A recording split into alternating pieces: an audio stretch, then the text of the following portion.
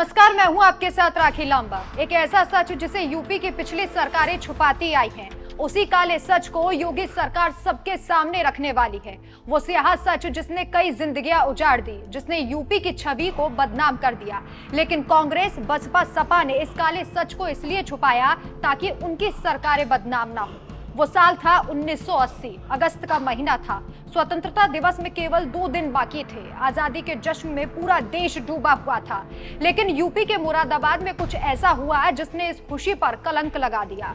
मुरादाबाद एक ऐसी आग में जला कि 43 साल बाद भी ये जख्म अब नासूर बन चुका है।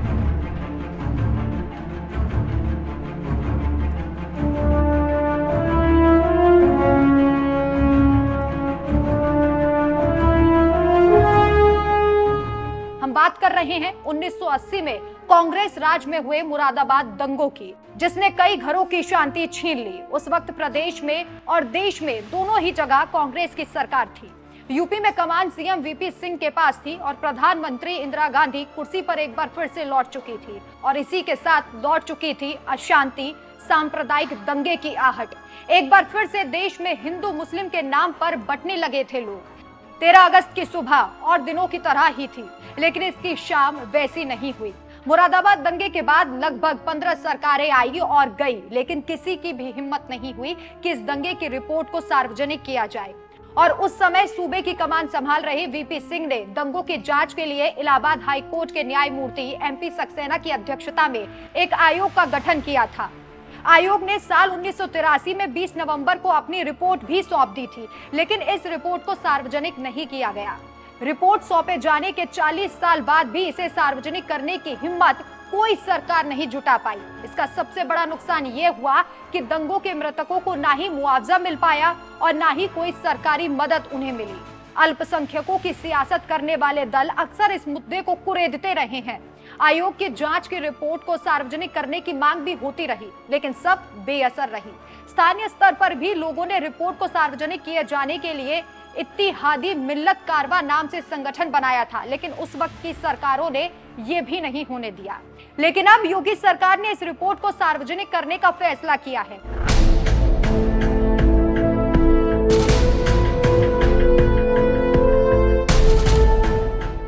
इस दंगे का सच कितना खतरनाक है, इसका अंदाजा इस बात से लगाया जा सकता है कि किसी भी सरकार ने रिपोर्ट को सार्वजनिक नहीं होने दिया। 43 साल बीत गए, लेकिन किसी सरकार ने इतना दम नहीं दिखाया कि इस दंगे का सच सभी के सामने लाया जाए। सीएम योगी की अध्यक्षता में हुई कैबिनेट की बैठक में इसे सदन के पटल पर रखने की मंजूरी दी गई। यूपी के सीएम योगी आदित्यनाथ सालों पुराने सच को भी सभी के सामने रखेंगे। इस गोपनीय रिपोर्ट से कांग्रेस को बड़ा झटका लग सकता है। दंगे के कई काले सच सभी के सामने आएंगे। हैरानी की बात तो यह है कि इसकी रिपोर्ट 40 साल पहले सरकार को दे दी गई थी, लेकिन हिंदू मुस्लिम पर राजनीति करने वाली कांग्रेस, सपा, बसपा की सरकारों ने कैबिनेट में इसे मंजूरी नहीं दी। लेकिन ऐसा 13 अगस्त को हुआ क्या था कि आज भी मुरादाबाद के लोग उस बुरे सपने को याद करके दहल जाते हैं और उनकी आंखों में आंसू आ जाते हैं। ये आंसू अगर किसी ने देखे तो वो है योगी सरकार। लेकिन ऐसा उस दिन हुआ क्या था कि शहर में करीब 4 महीनों तक कर्फ्यू लगा दिया गया। लोग दाने दाने को तरसने लगे। मुसलमानों की जान बचाने के लिए हिंदुओं ने उन्हें अपने घर में छुपा लिया। यूपी के मुरादाबाद में ईद के दिन सुबह की नमाज ईदगाह में शुरू हुई थी। 13 अगस्त को 50,000 से ज्यादा नमाजी वहां पर जुटे। ईदगाह से लेकर सड़कें पूरे तरीके से भरी हुई थी। तभी अफवाह उड़ी कि धार्मिक दृष्टि से प्रतिबंधित जानवर सूअर की नमाज के बीच घुस गया है।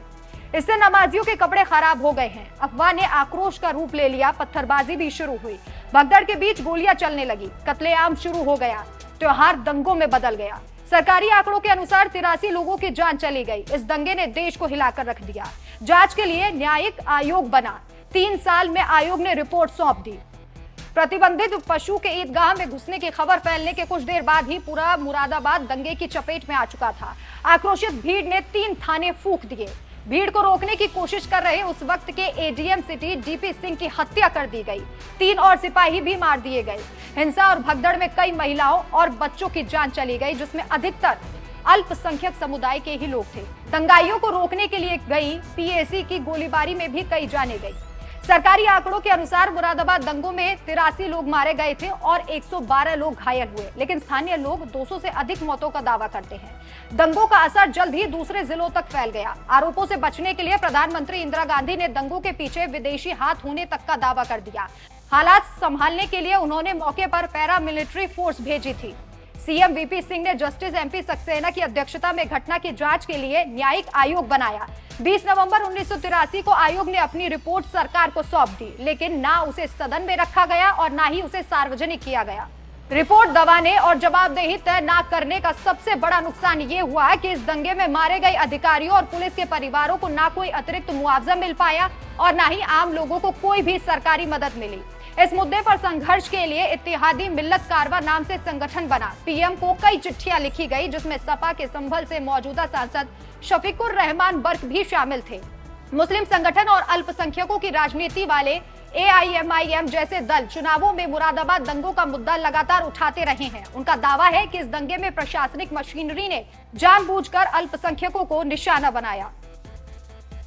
इस रिपोर्ट को जनता के सामने रखे जाने की मांग लगातार उठती रही। फिलहाल योगी कैबिनेट ने इसे सार्वजनिक करने का फैसला किया है। रिपोर्ट में एक स्थानीय नेता की भूमिका पर इशारा करते हुए कहा गया कि सियासी फायदे के लिए इस दंगे की साजिश को रचा गया। क्या सच है क्या झूठ है, ये योगी सरकार इस पर जल्द ही पर्दा उठाने वाली है। लेकिन सवाल ये है कि इस रिपोर्ट को इतने लंबे समय तक आखिर क्यों दबाया गया, किसकी भूमिका की ओर इशारा था, जिसे सार्वजनिक करने में सरकारों को इतना डर लग रहा था। दरअसल खबर है कि जस्टिस सक्सेना आयोग की रिपोर्ट में इस दंगे में मुख्य रूप से भूमिका मुस्लिम लीग के प्रदेश अध्यक्ष डॉक्टर शमीम की मानी गई है, जो मुरादाबाद का रहने वाला है। इस रिपोर्ट में यह भी कहा गया कि दूसरे समुदाय के लोगों को फंसाने और सांप्रदायिक हिंसा के लिए इस दंगे की साजिश रची गई। इस जांच में बीजेपी और आरएसएस के रोल का कोई भी सबूत नहीं मिला था। उस वक्त यूपी के सीएम विश्वनाथ प्रताप यानी वीपी सिंह थे, जो बाद में देश के प्रधानमंत्री भी बने।